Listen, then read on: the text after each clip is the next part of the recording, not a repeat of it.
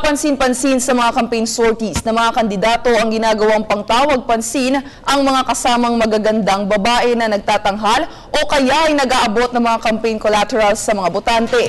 Ang naturang gawain ay tila inalmahan ng grupo ng kababaihan. Para sa detalye, balitaan mo kami, Sam Ramirez.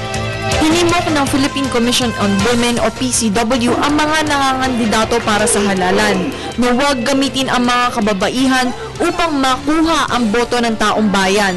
Ayon sa chairperson ng PCW na si Remedios Ignacio Riquen, ay nakasanayan ng mga politiko at mga nangangandidato tuwing eleksyon ang pag-imbita sa mga babae na kadalasan ay mga sikat na personalidad din upang magbigay kasiyahan sa mga taong dumadalo sa kanilang campaign sorties. Dinagdag pa ni Riquen na dapat ay pagtuunan ng pansin ng mga kandidato ang paghayag ng kanilang mga advokasya at plataforma na makakatulong sa bayan. Ayon pa kay Riquen na ang pagtingin o pagtrato sa mga kababaihan bilang sexual objects ay labag sa ilang batas at patakaran.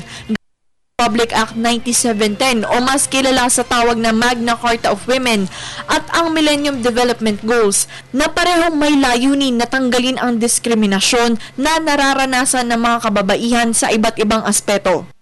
Para sa Telebisyon ng Bayan, Sam Ramirez.